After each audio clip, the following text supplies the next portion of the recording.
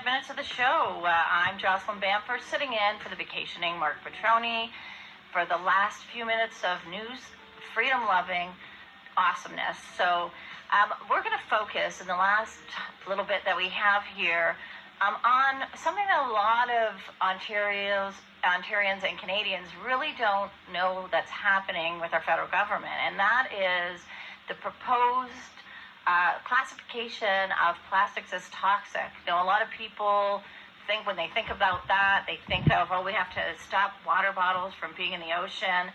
But there's a lot more to this than meets the eye. And joining me on the program is John Galt, who's the president and CEO of Husky Fuel Injections. Husky is a world leader with over 5,500 employees.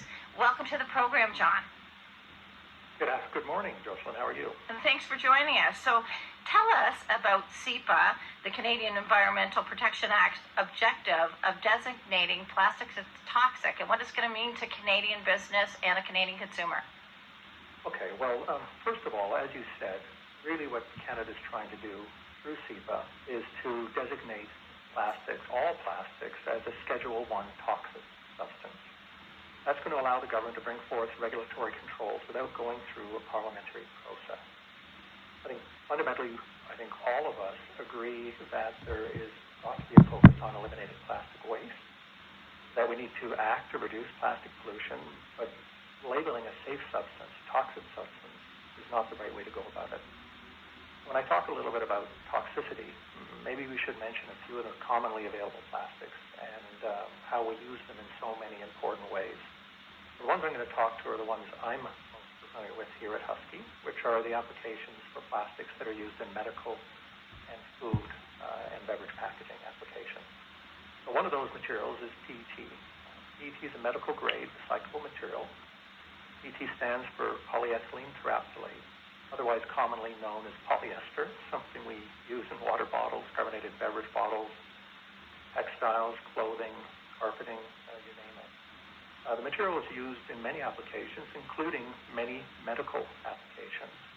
When I say medical applications, it's used for surgical sutures, it's used for dilators, used for artificial human blood vessels, and during COVID, the masks and everything else you see protecting people are also made out of the very same material. It's been chosen because it's shatter resistant, 100% recyclable, hygienic, inert, and has a very low carbon footprint.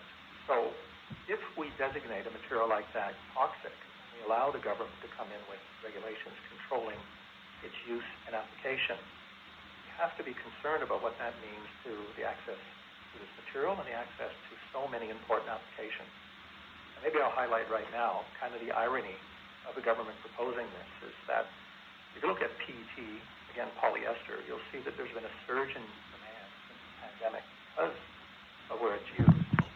What we've also seen is a surge in the use for other medical grade plastics, where we're focusing on things like delivery systems for vaccines that are being generated. So if you look at Husky today, we're also working on applications that involve testing kits, delivery systems, new types of syringes to deliver vaccines, and all of those natures. So there's an enormous amount of investment in R&D and the innovation right now in finding ways to scale the ability to deliver all of these necessary things to people at a much greater scale than what we've seen historically. So our concern is if the government takes a broad-based approach to this and simply decides to designate materials as toxic substances, despite the fact that they can't be toxic given their intimate application with human beings, that it may result in implications to the supply chain of these materials or our freedom to design new devices that are so critically required. Okay, could you provide an overview of the plastic industry in Canada, the jobs, the financial size of the industry, and what all of this, if the federal government uses CEPA, which is the Canadian Environmental Protection Act, and declares it toxic as a way of getting around legislation, what impact is it going to have on Canadian industry and industry right here in Ontario? Okay, well, if I start with Husky, we employ over 1,200 team members here in Bolton, in Ontario, just outside of Toronto, northwest of the airport. And we spend about $60 million annually through about 190 suppliers that employ over 10,000 hardworking Ontarians. And as you said, we employ a much larger number of people worldwide. If you look at the plastics industry in Canada, total sales are estimated at about $35 billion, resin representing about $10 billion of that, plastic products about $25 billion. And that accounts for just over 5% of sales of the Canadian manufacturing sector. That industry employs about 93,000 people today over a basis of over 1,930 different private businesses. If you take that even more broadly to the U.S., there's another 574,000 people involved in the U.S. plastics industry. And in PET alone, that one material I was talking to represent about half that, about 265. So there's a lot of money, jobs, and livelihoods at stake when we talk about this issue. And talk to me about the impact of this, because I know just from the Coalition of Concerned Manufacturers, we have a baked goods company that has chosen plastics for packaging of their product because they felt it was the most hygienic. And certainly if they are forced to retool, they would be looking at potential of moving part of their business, because they do have other locations, because the cost is going to be prohibitive. So talk to me about the impact of this legislation that you think could have on industry in Ontario and Canada. Well, I think, Sonia, you bring up a great point, which is really not just plastic, but how it's used and why it's used.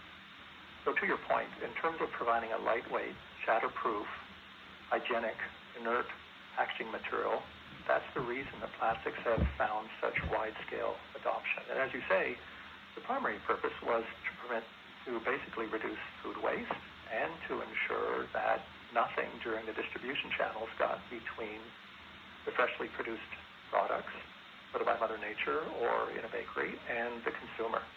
And so to your point, if you think about eliminating that, you think about all of the jobs associated with it, but you also have to deal with one of the biggest issues we face on a global basis, not just in Canada. And that's the fact that about 10% of all food produced today is wasted. And so what you're going to see is an increased amount of waste. You're going to see an increase that's going to come through in the form of additional costs and the risk of cross-contamination during handling and other things. So I think to your point, not only is it going to cost a lot of jobs, not only is it going to potentially increase the issue of food waste, which, by the way, biological waste represents, or bio waste or food waste represents about 45% of the 2 billion tons of waste that are produced globally on an annual basis. I think what you're going to see is a movement of jobs. People are going to have to consider alternatives, and those alternatives may not be as effective. So tell us what you think is motivating Health Canada to enact this.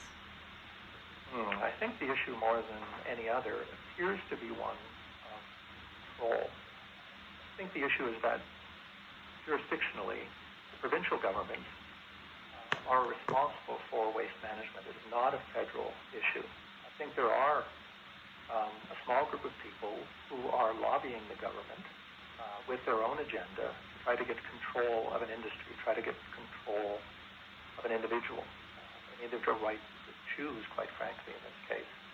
I don't think, as I said, they're dealing with the right issue. I don't think it'll have any effect on the plastics and the environment issue, but I think what it does do is it elevates another level of control for the federal government. And in doing so, allows those special interest groups to have huge effects on policy. The concern I have in that, and you know that, Jocelyn, is what any restriction to freedom might mean. And certainly we've seen a pattern of restriction of freedom. We want to see great Canadian companies like Husky continue to thrive and grow, and we want to see our manufacturing sector in all areas, especially in Ontario, continue to grow. So thank you very much for joining us, John. I'm with John Galt, President and CEO of Husky Fuel Injections, bringing forward an issue that a lot of Canadians don't realize, and that is the declaring plastics as toxic. And with that, we'll let you go, and we're off to commercial. I'm Jocelyn Bamford, in for Mark Petroni on Saga 960.